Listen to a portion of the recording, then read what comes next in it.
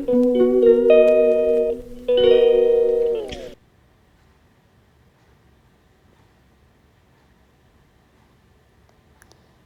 Friends, তোমরা সবাই কেমন আছো? আমরা কিন্তু ভালো আছি। সবাইকে ওয়েলকাম জানাই লাইভ ইন ফ্রান্স। আমি সোমা। আজ শুক্রবার, তো শুক্রবারে সকালবেলা সকাল থেকে যে ব্লগটা শুরু করছি, কারণ আজকে রিয়ার শরীরটা ভালো নেই। কালকে হঠাৎ রাত থেকে মানে দুপুর থেকে মানে একটু জ্বর জ্বর ছিল, তো হালকা, তো সেটার জন্য আজকে সারা রাতও আমি ঘুমাতে পারিনি।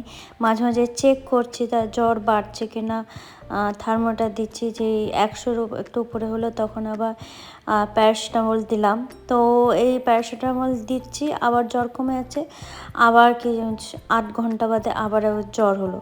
তো যাই হোক, সে তো যার জ্বর হয়েছে তাকে জিজ্ঞেস করলাম সকালবেলা কী খাবি, দিয়ে বললো যে স্পিগেটি খাবে। তো ওই জন্য স্পিগেটি করে দিলাম একটু, ওই তোমার সে তার মধ্যে চিকেনও দিয়েছিলাম।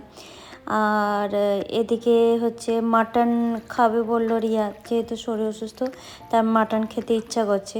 তো ভাবলাম জ্বর হয়েছে একটু মাটনটা খাক ভালো। তো এখন মানে ওই ম্যারিনেট করে দিলাম, লেবু আর হলুদ গুঁড়ো লঙ্কা গুঁড়ো দিয়ে তেল দিয়ে ম্যারিনেট করে রেখে দিয়েছি। তো ম্যারিনেট করে দিয়েছি, এদিকে ততক্ষণ আমি মশলা কষতে কষতে ম্যারিনেটও হয়ে যাবে।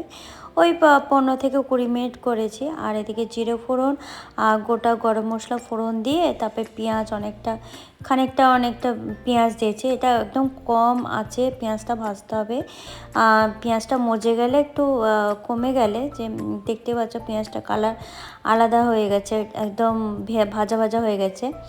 তো তার মধ্যে হলুদ গুঁড়ো লঙ্কা গুঁড়ো একটু নুন দিয়ে, নুনটা অল্প দেবো যেহেতু এই পেঁয়াজটা একটু আর মশলাটা ভালো কষার জন্য। আর এদিকে ধনে গুঁড়ো জিরে গুঁড়ো দিয়ে ভালো করে আবার কষিয়ে নিয়ে তারপরে এই মাটন ম্যারিনেট করেটা দিয়ে দেবো।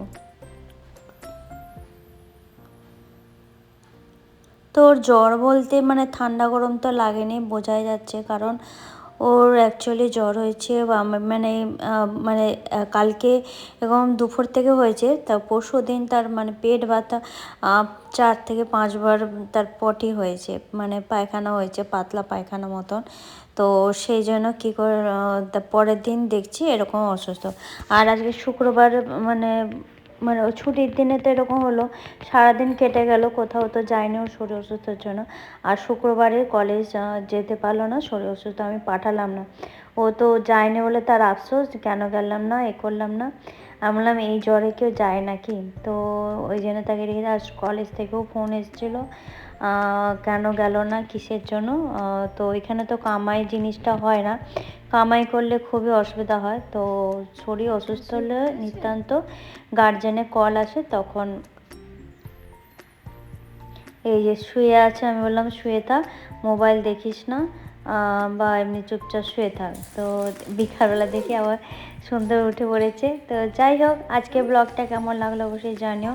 যদি ভালো লেগে থাকে অবশ্যই লাইক কমেন্ট শেয়ার করে দাও। আর যারা ইউটিউবতে দেখছো সাবস্ক্রাইব করে দাও, অল নোটিফিকেশন ক্লিক করে দিলে তারা আমার নতুন নতুন ভিডিও আপলোড করলে তোমরা ভিডিও পেয়ে যাবে। তো চলো আজকের মতন এইটুকু ভিডিও, আবার নতুন একটা ভিডিও নিয়ে এসেছি। ততক্ষণ তোমরা সব ভালো থেকো, সুস্থ থেকো, সাবধানে থেকো। চলো টাটা, বাই বাই।